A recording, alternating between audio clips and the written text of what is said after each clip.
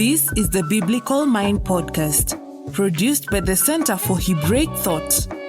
Honest 5-star reviews help others find this podcast. Visit the magazine at thebiblicalmind.org for articles and videos that explore the deep structures of Scripture. I will just admit that Christian worship music is probably the area of Christian culture that I know the least by far, of the things I know about, the very few things I know about. That's one of the areas I just don't pay attention to. I know I'm learning a new worship song in the church, seems like every single Sunday, so I know there's a lot of activity on this front. But maybe you could walk us through like how, who is writing the worship songs that we're hearing. I say we, like I'm somebody who listens to this music, but that someone might hear or that they might be singing in church. And how does it get from that songwriter to the worship leader to the worship, session, the worship of the church itself? Sure. Well, and by and large, I guess we'd have to say. Yeah, I was going to say there is no unified path. So we'll have to speak in generalities, and we'll also have to say I don't know what kind of church you go to on Sunday. So you could be one of the millions, approaching billions of Christians who show up at churches, and the songs that they hear are ones that they're reading out of a book, that was been in the back of their pews. And even that, as we know, was at one point in time an innovation, right? So every single strain along the way was somebody wrote the Psalms even. So every song was written. However, probably what you're alluding to is in the 21st century, in whatever you want to say, Western, North American, probably actually just mostly evangelical culture, there is a pattern where we have a lot of worship songs, and they're kind of coming fast and furious at us. So how do they get there? How are they getting there? And they can, like I said, there's no unified path. So for example, at your church, you could have a young woman or young lady or an old woman or old lady who are writing these songs, and they could be like, hey, let's go ahead and lead this song. This happens all the time, right? Mm-hmm. However, if that's the case, this is probably then not the same song that's being led across the street, across town, across the state, or across the world, right? So for the songs that are kind of, for lack of a better word, maybe penetrating the market, for the songs that are hey, I know that song because I heard it either on the radio or at Chick-fil-A or at one of the 3 churches that I visit. Wait, is that possible that I could actually hear this as the Muzak in Chick-fil-A?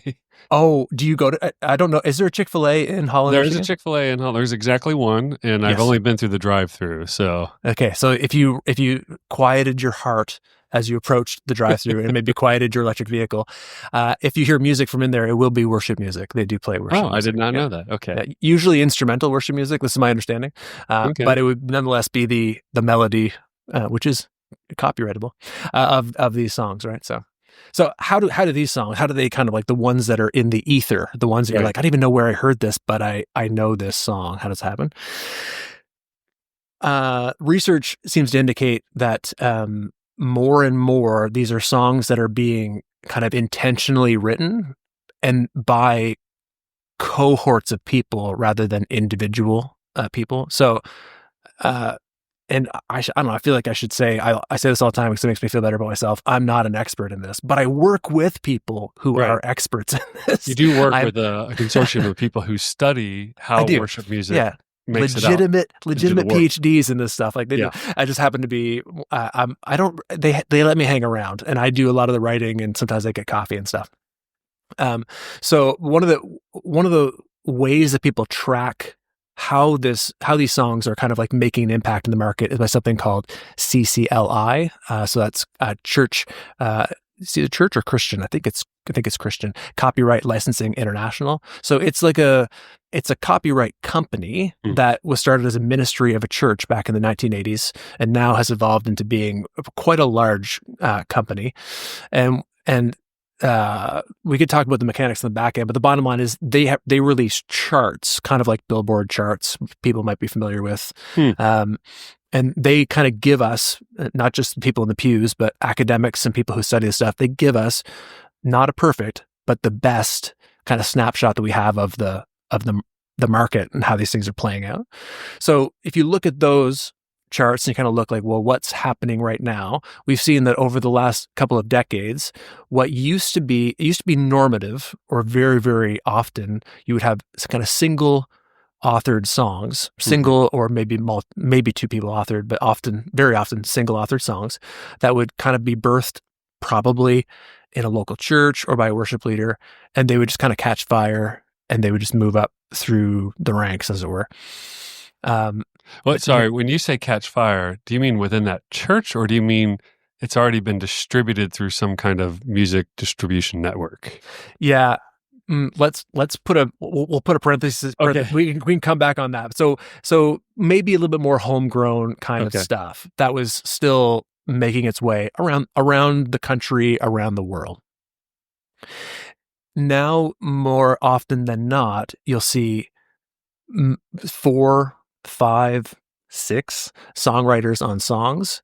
And I notice it. So I teach at a university in Sussex, New Brunswick, Canada, which is where I am right now. I just finished a class. And this morning during our chapel, one of the things that maybe they do at your church, or maybe they don't, I don't know, but at the end of a song that's one of these modern songs, it's best practice, which is super weird, but it's best practice to like project at the end of the song onto the screen either the songwriters, really it's the publishing is what you're supposed to be doing, because we're saying, hey, like we paid for this song, we have the rights. Just like if you had a hymnal, there would be copyright material in that hymnal, and somebody will have been appropriately compensated for that. So because we don't have it printed, we project it like you're supposed to project it when you do it. So I was looking at the end of one of these songs, and it was just an absolute paragraph of publishing companies, right? Like it was like 6 or 7 publishing companies.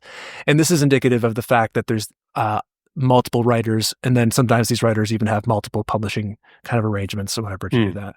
So that's one of the shifts that you've seen over the last number of decades, is that it's moved from I guess what people would in their heads maybe perceive as being like a song being laid on someone's heart, to frankly constructed material, like very intentionally crafted material that's kind of supposed to hit a need, I guess, for the market.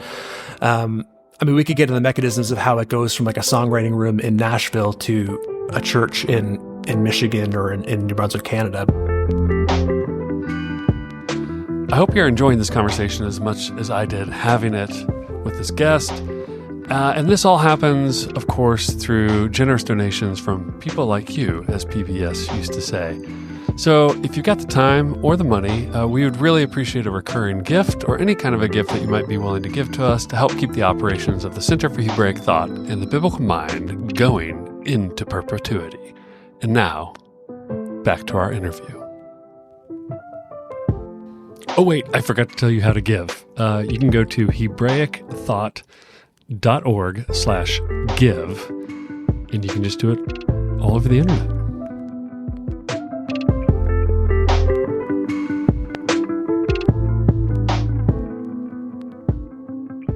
Yes. I want to go first to a phrase that you kind of threw out there, is songs that penetrated the market. And so I guess part of my confusion, and this is genuine confusion for me, I just don't understand how the whole system works, is the market churches singing these songs, or is the market radio play, or is the market YouTube videos watching, or is that it's all of that, just like a lot of music? So when I write a song today, I'm a single author, like Matt Redman is one guy, I always remember his name. Chris Tomlin and those kinds of guys. Mm-hmm. I write a song, and I want other people to sing it. So penetrating the market, what does that look like if you say there's this song has deeply penetrated the market? What do you actually mean by that? Yeah. Well, it depends if you're Matt Redman or Michael W. Smith. Which two names that you might know, right? So obviously Michael W. Smith, not obviously. Michael W. Smith became somebody who became known as somebody who's a worship artist, but for the first couple decades of his career, he was what we call a CCM artist. So terms are CCM, so contemporary Christian music. Okay. I was like, country and Western? No. Yeah.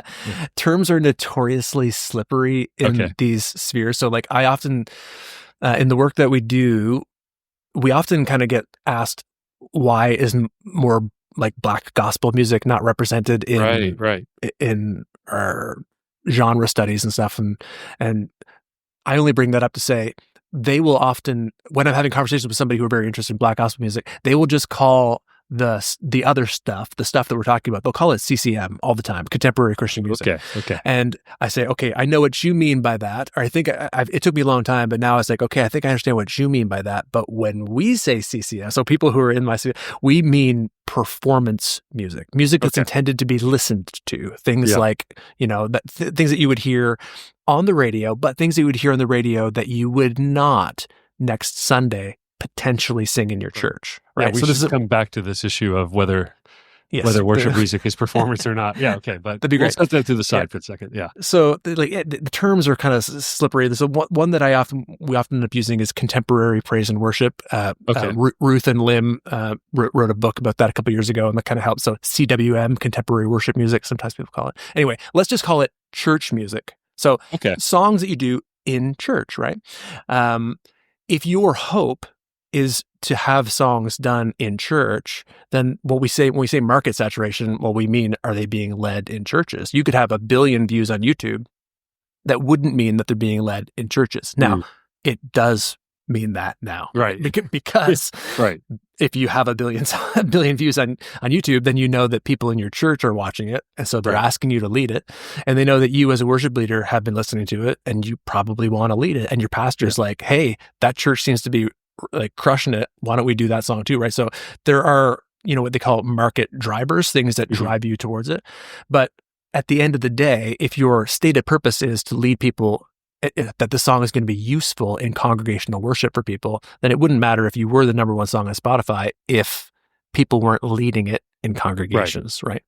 And also how the money breaks down is there are different, royalty kind of arrangements that are based upon performance of songs versus recordings of songs, right? So CCLI, which we referred to earlier, is not interested in songs being played on YouTube and Spotify. They're not looking for that. The only thing they're looking for is our local congregations leading these songs on a Sunday morning. That's all they're interested in. And are they paying the copyright to do that, which you pay a subscription fee to CCLI or something that covers? That's right. Which you don't have to. Music. You don't have to do. If you're like, no, I want out of the system. I don't want to do that. You could break the law, or you could just say, I want to individually every Sunday tally up the songs that I did, and I want to send a certain amount of. Like, it's so like copy a CCLI in performance world. There's like CSAC and ASCAP and other BMI large acronyms that I can't tell you what they all stand for, but their performance right in Canada, it's called SOCAN. I can tell you that. Okay. They're performance rights agencies, and they're just, all they're doing is that they're brokers, right? They're kind of trying to cut out the middleman. Like, so I'm not listening to the radio in, every province 24 hours a day, trying to look for where my song is done. Like, we have people that do that. And so that's what CCLI is there to do, is to purportedly exist as a bridge between local churches to keep them compliant, and also to help resource both the songwriters and the churches themselves. And lest people think this sounds way too businessy, and maybe it is for some people, there's a great YouTube channel called Selling Jesus by a friend of mine who's talking about some very interesting things when it comes to copywriting. I think I didn't know he was a friend of yours. Yeah, we've been cross-referenced from time to time. So, yeah. But as you pointed out, a hymnal is also a copyrighted document, and so every time you're opening the hymnal, some fee has been paid to somebody so that you can do that.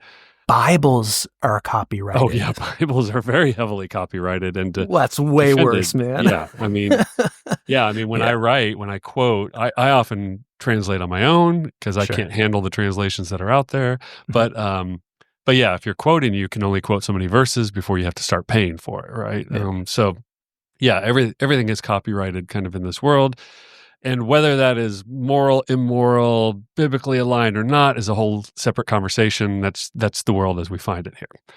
At least when thinking of worship content. So if you have somebody who has written that song, then how does it? So somebody in Nashville or a group of people sit down to write a song in Nashville, and it probably will be in Nashville or California. There's only going to be, I think as you guys found in your research, there really is just 4 or 5 powerhouse writing teams or places that crank out a lot of what we consider modern worship music.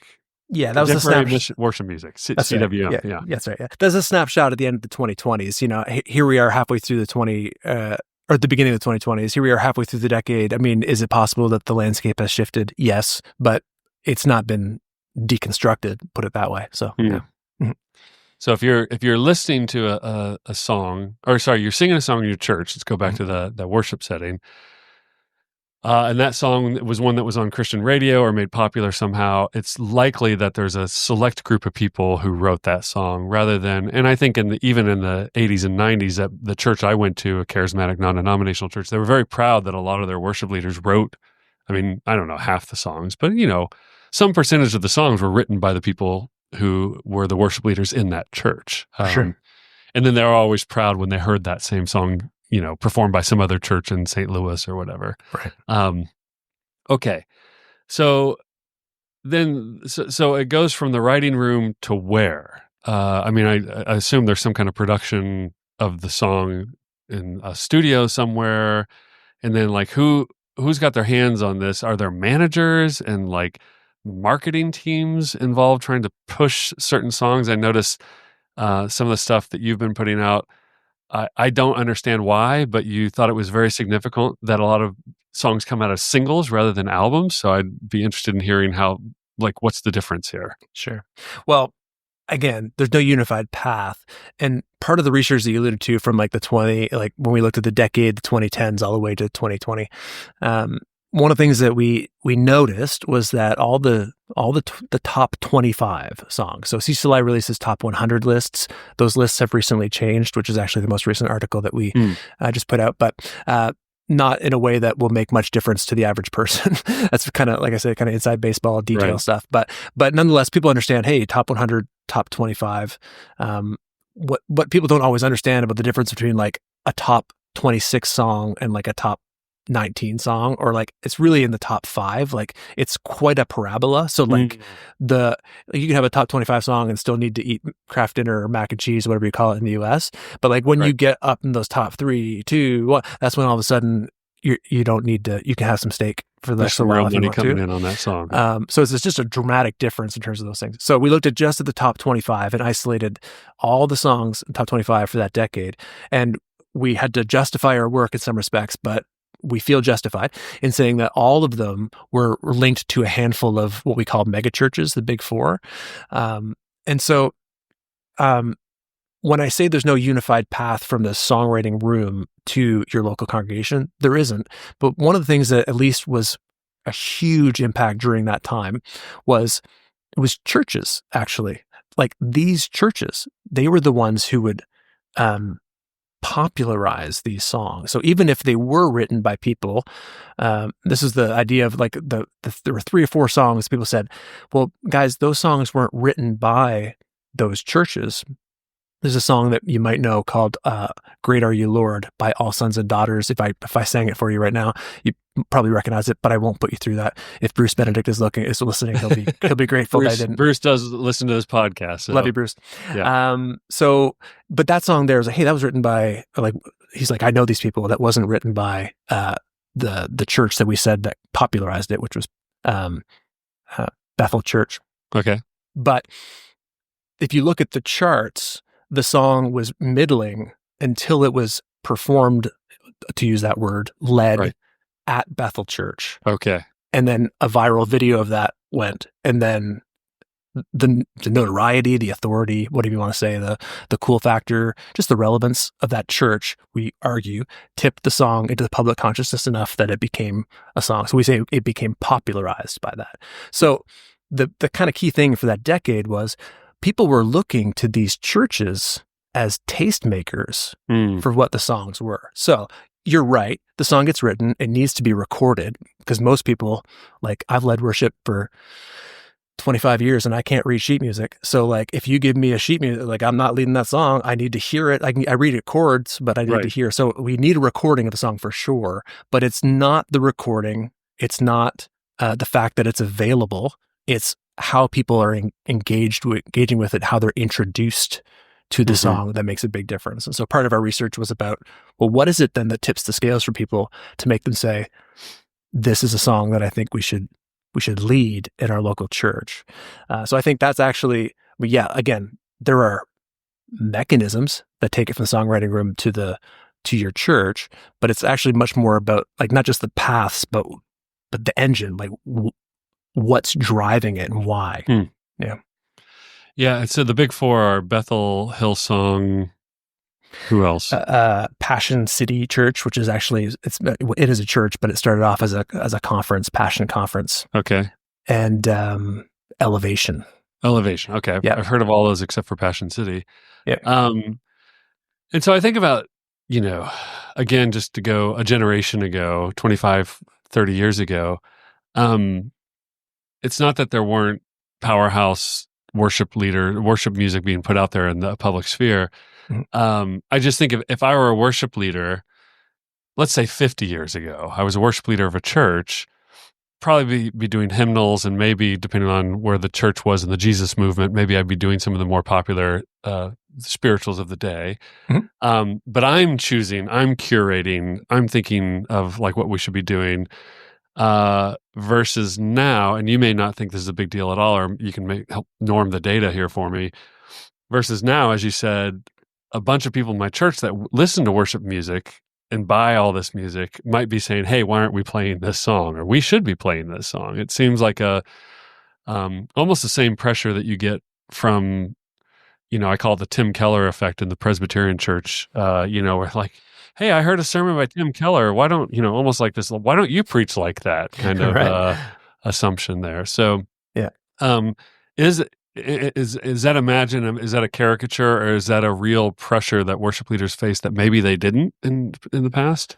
Oh, I think so for sure. Yeah. So we mentioned earlier about like the distinction between like performance music and worship music. And so we're CCM and CWM, whatever. It used to be that Christian radio, which I'm studying this as a Canadian. Christian radio was never big in Canada, but it was quite a large thing in the United States, I understand, and it still exists, but its influence is waning. Yeah. But if you look at the decade that we're talking about, that was around the time when CCM as a genre, some people will argue, I don't have the receipts to show you this right now, but it's relatively widely accepted that like CCM died. Because like growing up, I used to listen to tons of like safe and fun for everyone, family-friendly music. That was like if you like this band, you're going to like this Christian equivalent. Yeah. You know what I'm talking about? Like I had all the Perfume versions and bands. Yeah. I had them all. I bought all the cassette tapes. I bought all the CDs. Like I was way into it.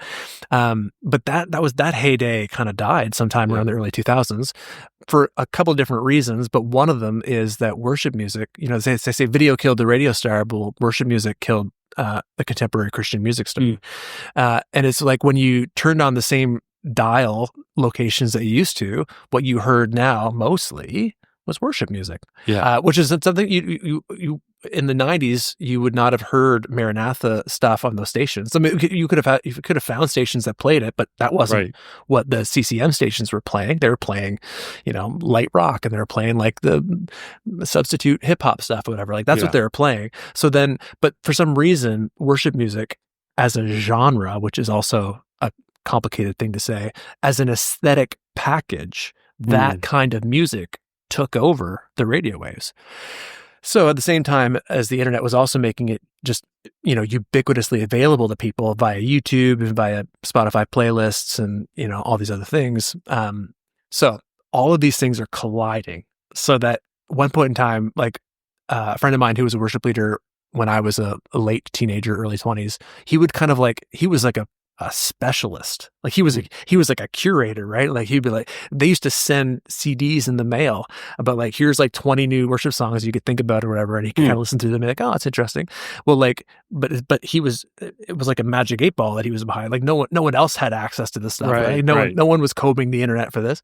Whereas now, I would get once a week, I would at least get somebody sending me a Facebook message where it would be like, dude, check this one out. You're going to love this. We got to lead this on Sunday. And so, yeah, it 100% the direction has changed in terms of where the pressure is coming from. And this coming back to this issue of performance song versus worship song versus hymn. Now, correct me if I'm wrong. I'm way over my skis here, but I think of a performance song like Michael W. Smith, Stephen Curtis Chapman, Anne Murray. I've learned to live without love. Canadian treasure. Amy Grant. Thank you, Amy Grant. People who are writing pop songs of various sorts, maybe Petra, pushing over into rock, and who I'm trying to think of the yellow and black striped guys, Striper. You said it. You had it there. Yeah. But okay, so these are songs that you would go to a concert to hear a performance of these songs, and you might sing along to them like you would a Taylor Swift song, right? And then you have worship songs, and one of the critiques I've heard, maybe coming out of my own mouth at times, is that a lot of worship music now is actually much more like performance music, in the sense that it's very difficult if you've never heard the song before. And I have this experience week to week as I'm having to kind of learn the newest song, that there's not really any way to anticipate outside of standard chord progressions what the actual lyrics of the song is going to do, in the way that a hymn performs, where like a hymn starts out with like, let me play for you really quickly what you're getting ready to sing. And now you're going to sing that 4 times, right? Yeah. So do you see any space between those types of music, or do you just see them as all like worshipable? You just got to be amenable to what's going on, or like functionally speaking, as a worship leader, how do you judge those different songs and how you employ them? Yeah. I can't wait to see how you tie this to the Old Testament. This is going to be like, this is going to be a real judo move for you. Yeah. So yeah, obviously you get asked this all the time, like what makes a song a worship song? And so, the tradition that I grew up in was a very broadly evangelical tradition. I'm no longer the worship pastor of this church, but I still periodically will lead worship at a church that is, by Canadian standards, a megachurch. You have 1,000 people there in front of you. That's by Dru standards. That's a megachurch too. Yeah, well, but I've also been in smaller. I've been in all different kinds of contexts, and so. But I mean to say, like, this is the denomination and the tradition in which I was formed, and so for us, we're very pragmatic. Like, I mentioned this book earlier. I just happen to have it right here. It's such a good book. You should see it. It's a history of contemporary praise and worship. It's good. You should really check it out. And they kind of, it's a wonderful metaphor that they kind of paint, which is that there's these two different streams of worship that's come up in the 20th century. And these two streams end up colliding into kind of a giant river, which brings us the landscape that we have today. And the two streams are praise and worship music, which is kind of like essentially the Pentecostal tradition that, broadly speaking, and then contemporary worship. So I was in a contemporary worship church. So in other words, our whole thing was, let's speak the language of the culture, right? Like, let's do everything we can to, in the same way that missionaries are doing their best to read the culture that they're heading into, in the same way that Bible translators are doing their best to take the original meanings and then make them relevant to the new reader. We should take our worship practices and we should translate them from one culture to another. So in that view, you essentialize everything. You bring it down to like, well, okay, it's not the practices, it's not the edges. What's the core? And then how can I apply it into the world? It seems like a bit of a diatribe. I'm good at diatribes. The point is that if you ask in that context, well, what makes a song a worship song, or what makes it a congregational song? It's like, are you leading it on Sunday morning for people to sing along to? Right. Then congratulations, you got yourself a worship song, right? That's what does it. Now you could say content matters too. Like if you got up and said, everybody on the count of 3, kumbaya, or row, row, row your boat. Let's 4-part harmony. Let's sing it together. That wouldn't make it a worship song, but nor is it the content only. It's the context in which it's dropped. If you drop it into a worship service in the hopes that other people will sing it with you, because if they're not going to sing it with you, it's called a special, right? That's a contemplative piece. But if you want multiple voices, right, and it's going to be about or pointing towards Jesus in some way, congratulations, Dru, you got yourself a worship song. All right. So in that context, then you don't have to, like, it's not about like, well, is it maximally or minimally singable? Right. Is the theology good? Is the theology bad? Like those are questions that you can ask, but they're not what's going to make or break as whether it's a worship song. It's kind of like if it walks like a duck and talks like a duck, then quack quack, you got yourself a duck. Okay. That's helpful. And in some ways, it defeats the more myopic focus on the functional parts, because I do get a little hung up on, well, if we're not all singing it together, or if everybody doesn't know it. And I do have as you know, because we've had these conversations, a special place in my heart for ritual, and the rituals of the church, and the importance of rituals in the Bible. And I do think at some point when it comes to singing in worship, there's something magical about singing that I don't think anybody has cracked the code on yet. Like something about music, it can be the same words, but when set to music, something changes, and something about what it means to be a human, quite honestly, I think. But there, well, now what was I going to say about that? Sorry, I got caught off with the magic of music. You should insert like a dream sequence that yeah. No, I completely derailed myself. What was I saying just before then? Ritual. Oh yeah, ritual. Thank you. So there's something about the ritual too, is that if you're constantly in learning mode when it comes to, even like if you go to a high liturgy church, and every week, I always like to imagine, if you go to a Catholic church or just a high liturgical church, Lutheran, Anglican, or whatever, it's going to take you a few weeks to learn this stand up, sit down, kneel, where, we do things this way. But after a while, and at first, it's very difficult to be worshipful, I think, in your disposition while you're just trying to learn the movements, right? But after a while, you learn how to worship through the movements, because the movements kind of move to the back, and you can move other things to the front of your attention. And so I think if you had like different songs every single Sunday that are difficult to learn because they don't have that kind of repetition to them or something, or that easy to kind of see through what's going on with them, it's like going to a Catholic mass, but they change the movements every single week, right? And so I do think there is a question for worship leaders as to how much you should lean into. There's a book that calls it the near and dear music, the stuff that, How Great Thou Art, Amazing Grace, the stuff that you don't even need to think about. Everybody can kind of belt it.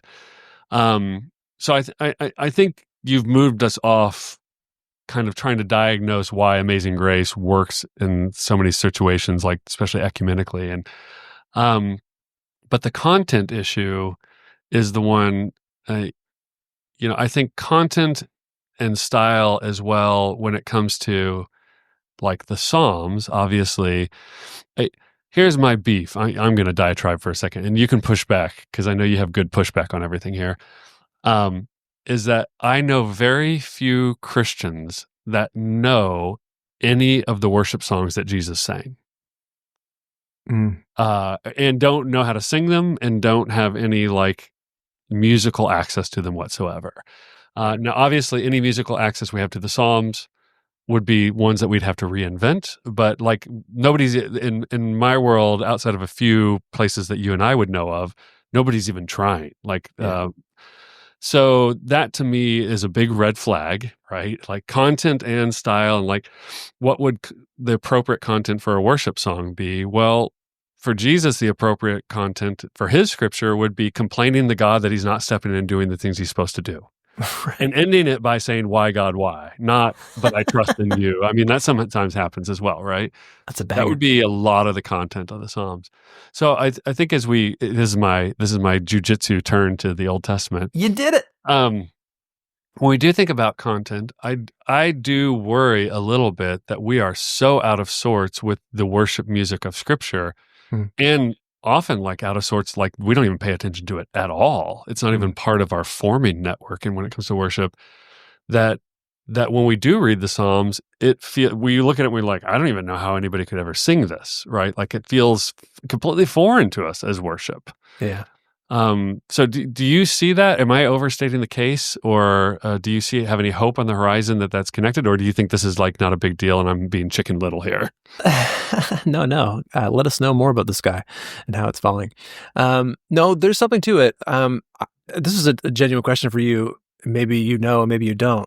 Like, do you know in what ways the Psalms would have been used in synagogue worship during the first century? Synagogue worship, no. I mean, we have some ideas from the Haftarah and the singing of. We know that they would have been sung. You mean like in like what the liturgy would consist of? Well, just you mentioned like, hey, this is what well said. You're like, this is Jesus's worship songbook, whatever, his hymn book. Yeah. But I'm just like, but practically speaking, like I had this dim sense. I'm like, I know this was used, but I don't know how. I often say like, hey, these songs were sung, these psalms were mostly sung, although I doubt many people did Psalm 119 all that often. But yeah, like how were they actually used in the original context? Yeah, well, and so it's interesting you asked synagogues because part of it is clearly not synagogal. So the songs of ascent are meant to be as you're ascending to Mount Zion, right? Right. And you might sing those at home doing a virtual pilgrimage as well, because we have archaeological reasons to believe that maybe that's what they were into, is virtual pilgrimage as well. Right. But yeah, we just, I think we find the references to it in Second Temple Jewish literature, a lot of reference to the Psalms. You find, surprisingly to me, honestly, you find a lot of bald reference. And by that, I mean, like, they just refer to it as expecting you know what they're talking about. Right. To the Psalms in Polycarp, Ignatius, Augustine. I mean, Augustine is constantly quoting the Psalms. Right. I mean, he doesn't seem to know the Old Testament that well, but what he knows is he knows well, and he knows the Psalms. Yeah. So it's certainly passed on from the kind of the Jewish transition into the welcome Gentile and the kind of completely Gentilic church. Good. Certainly, Psalms is one of the things that passed on very heavily. But right. I don't That's know. Good. Yeah, I don't know. I'm That's sure good. somebody knows out there, and they can. Oh, I'm sure they do. I've tried to do a little bit of looking, and it's not easy. It's not easy to find, to be honest with you. So if you're out there and you're listening and you want to do a dissertation, then now's the time. Someone would know. Yeah. Okay. So thank you for indulging me in that. Yeah. The question is this a problem? I mean, and the thing is, I think it probably could be. And so we've steadily moved into what Marc thinks at this point in time. Well away from research, but good. You've got the experience. My wife is now turning off the podcast. Okay. So the thing that right away I thought of, I was like, well, I wonder if I just look at my experience of the worship songs, like without trying to search them, without trying to chat GPT this. And I was like, just think back in the songs that I know, what psalm-like material is creeping to the surface? Because, as you mentioned, these early Christian writers, it's possible they just studied the Psalms really well, or as I just taught my students earlier on today, it's also conceivable that they were so much easier to remember these things because they were attached to mnemonic devices. Like if you sing something, Augustine says or at least we quote him as saying, "He who sings prays twice."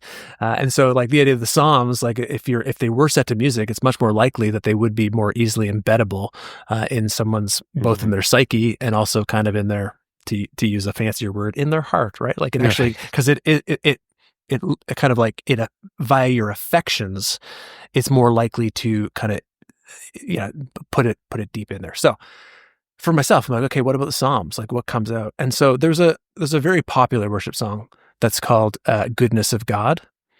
And it was popularized, I think it came out about 5 years ago, and it was definitely like number one CCLI, huge hit.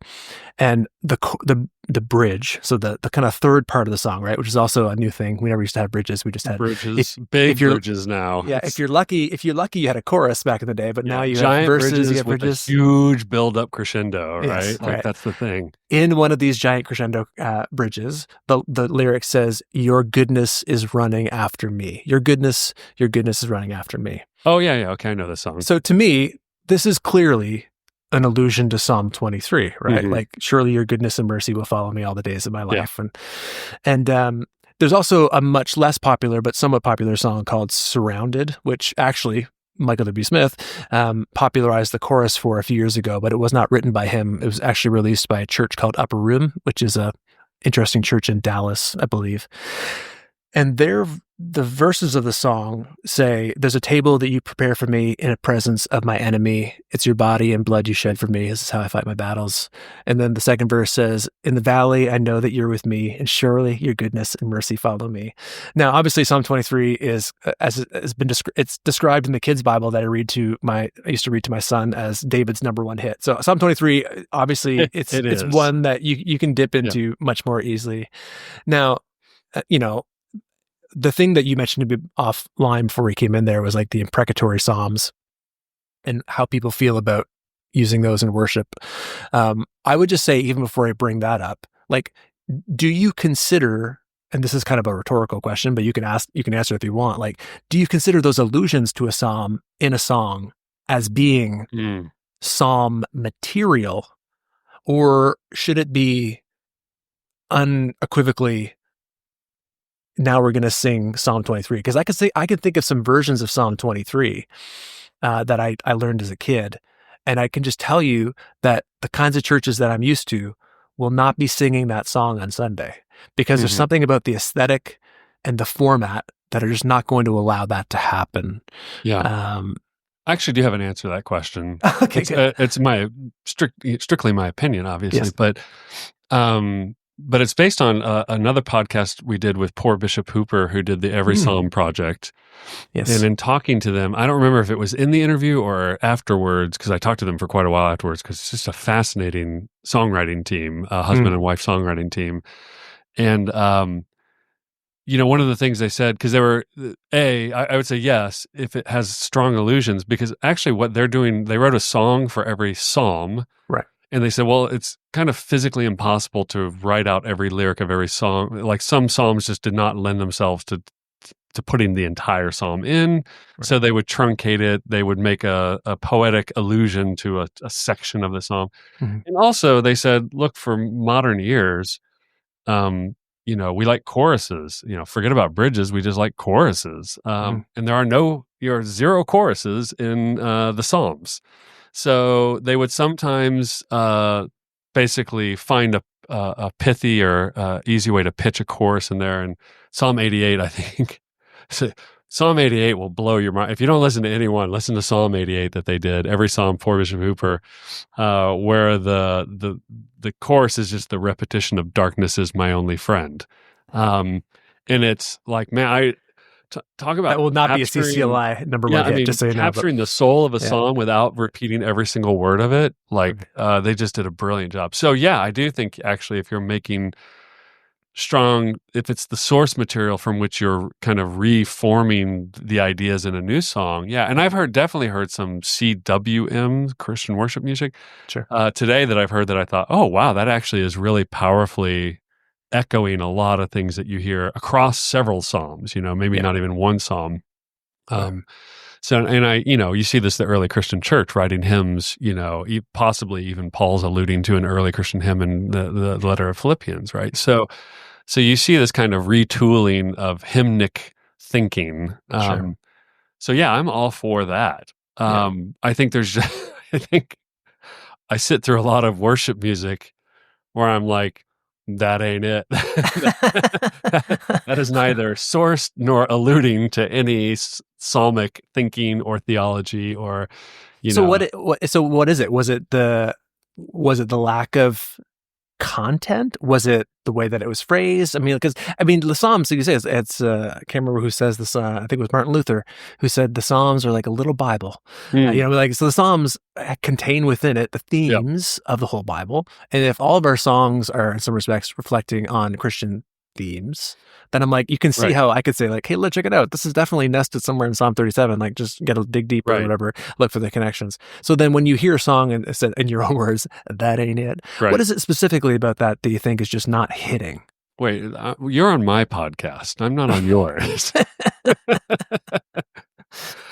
The typical things you can guess, they're very me-centered, right? They're very about God healing me of certain, nothing that's wrong, I don't think. I think it's more, it's the center mass has shifted, or shift doesn't equal. So when I asked poor Bishop Hooper, which is his husband and wife team, what surprised you as you worked through the Psalms? What kind of surprised you in the material? And they said, yeah, we just did not realize how much lament there is in the front half of the Psalm book.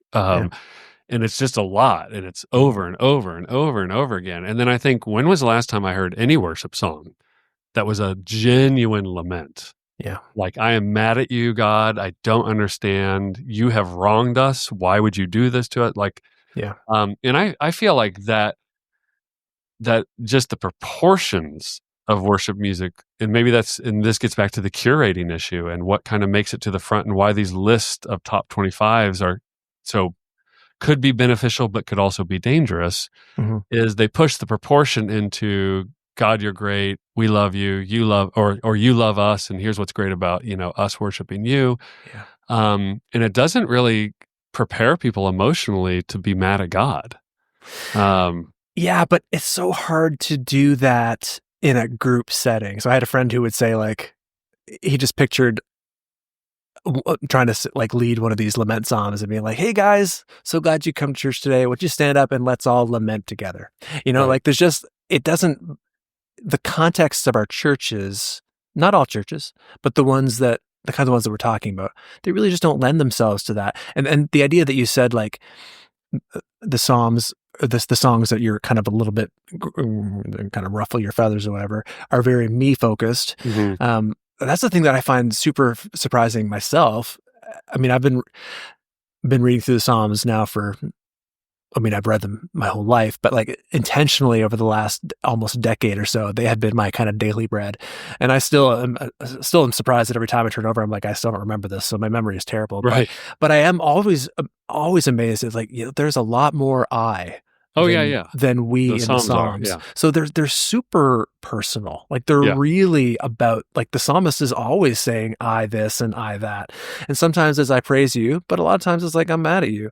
And it's a weird thing, Drew, to try to lead a diverse group of people down. It's one thing to try to lead a diverse group of people up.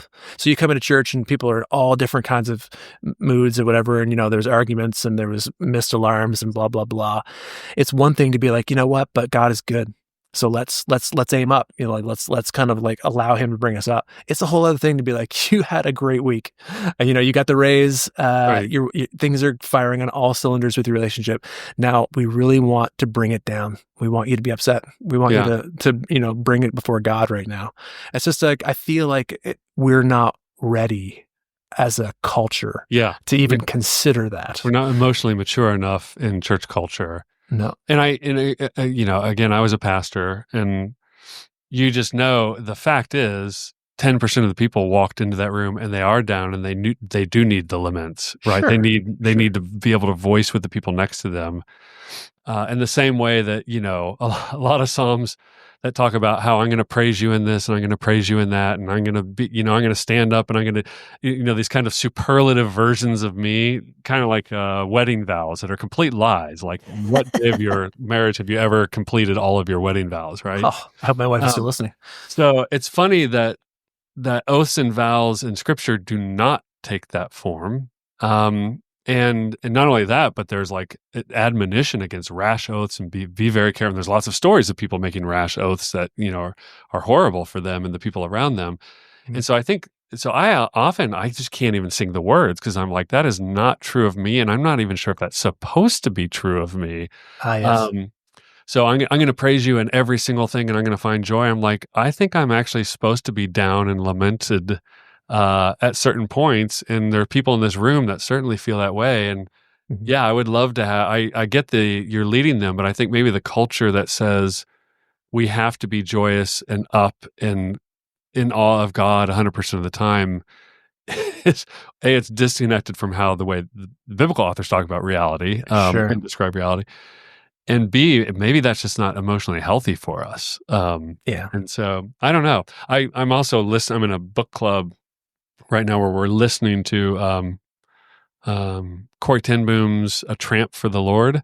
Okay. And one of the things that struck me is just how honest, how refreshingly honest she is. Like, I did not feel like praising God, and so I couldn't bring myself to to say those words, and I knew I should have, but I wasn't going to. Wow.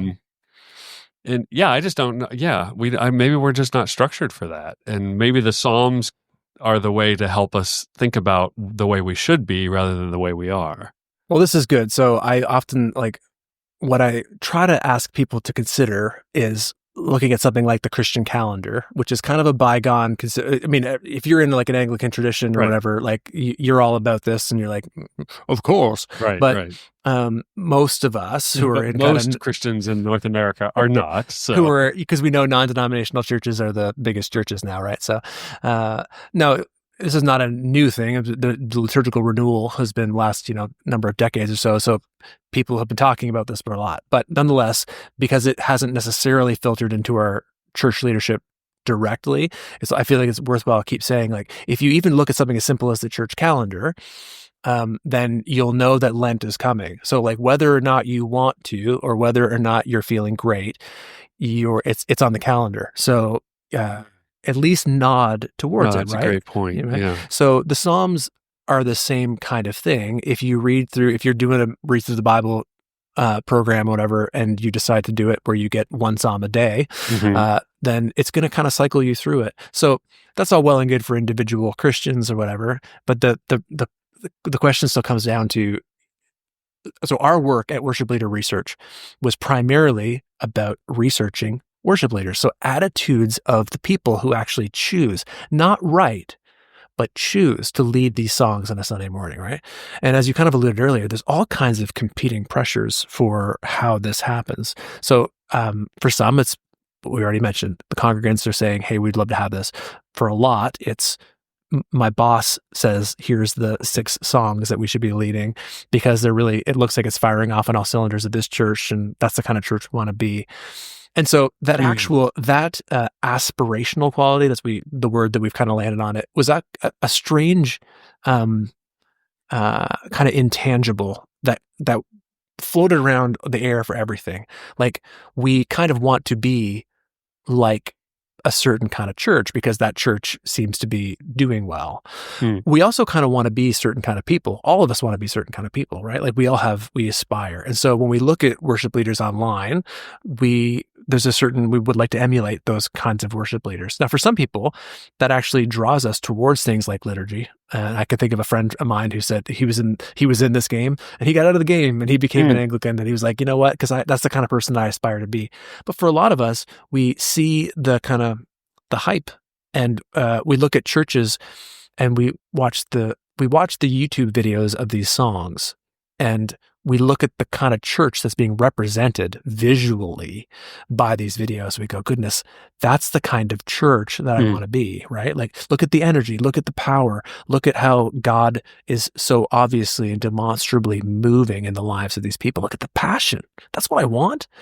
And so what variables do we have? Well, I mean, we can't, I don't live in that city. I don't have that sound system, but I can lead those songs, right? And so like our liturgy moves in that direction somewhat aspirationally.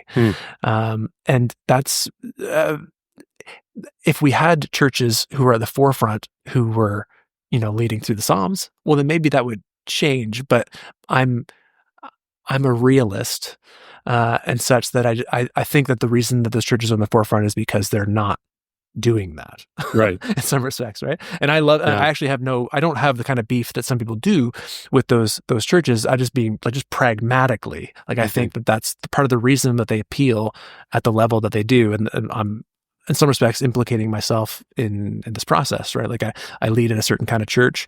I'm aware of other kinds of churches. But in my conversations with people, I say, hey, this is the kind of church that we are. We have every church has a brand. Right. This is kind of our style of church.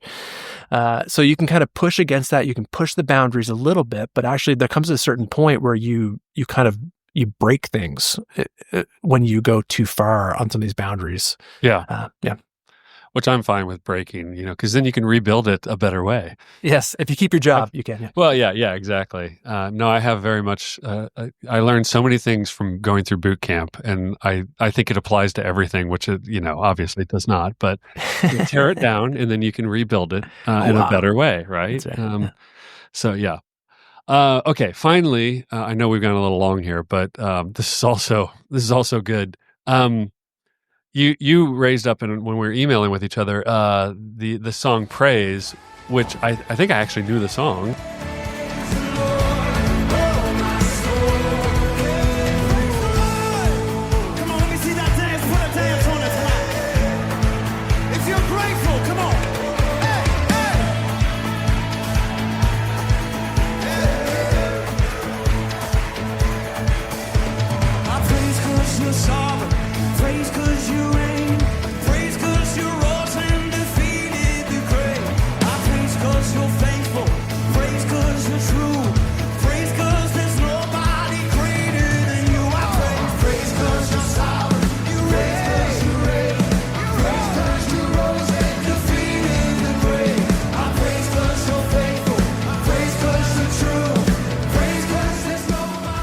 The lines, the imprecatory lines that are alluded to, it's even very light the way it's put.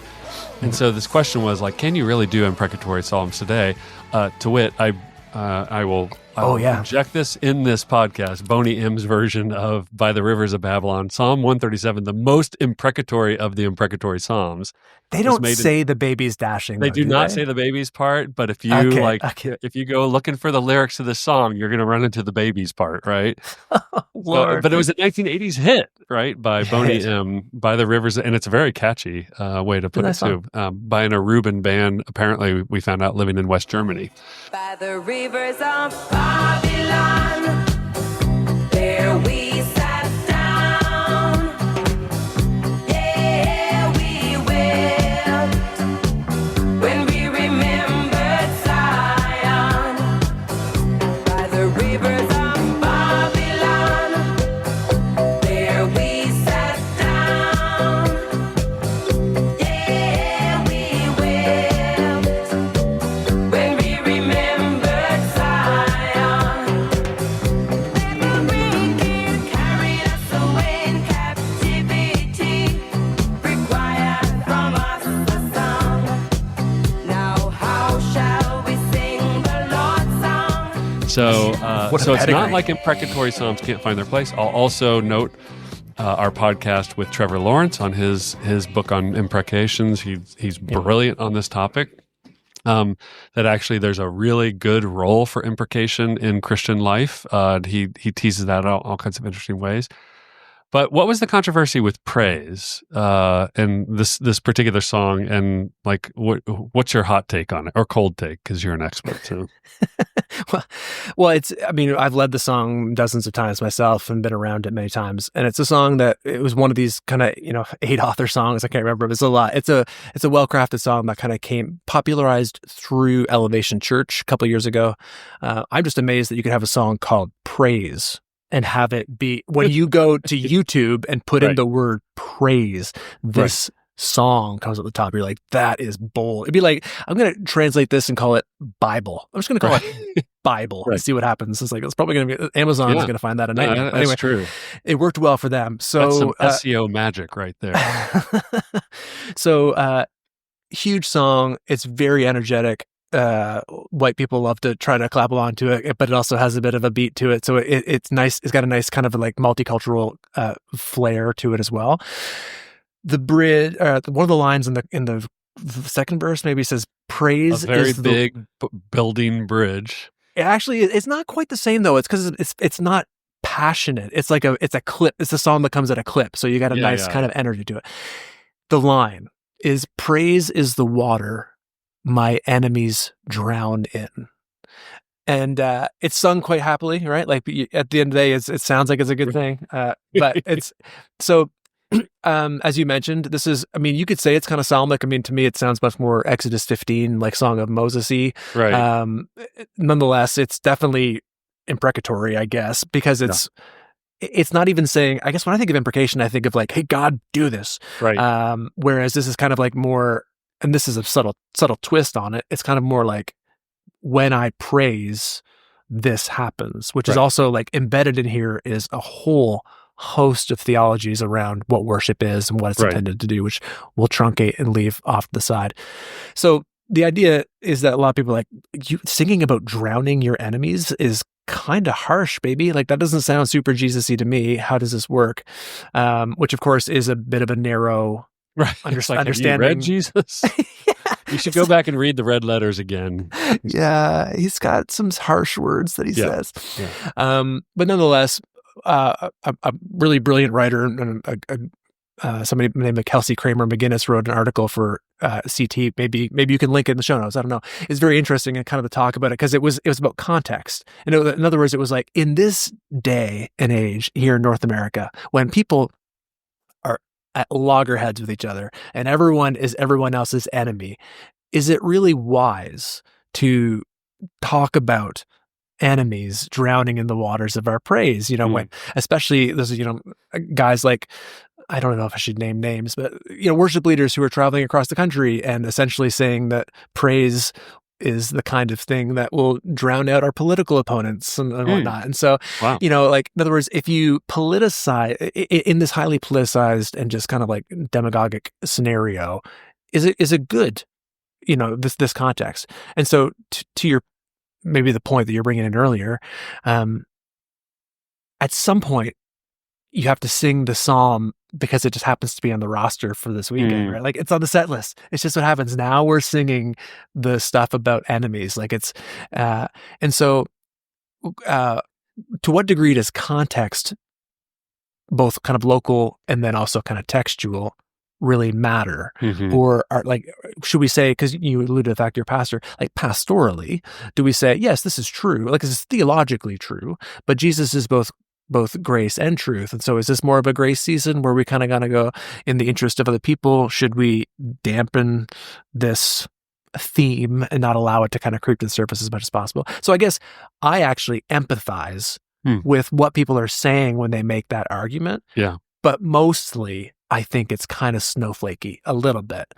Or where people are just saying, like, maybe you don't understand that, like, and actually, the person who wrote the article mentions this. It's like, I'm well aware of the idea that in Ephesians, Paul says we wrestle not against flesh and blood.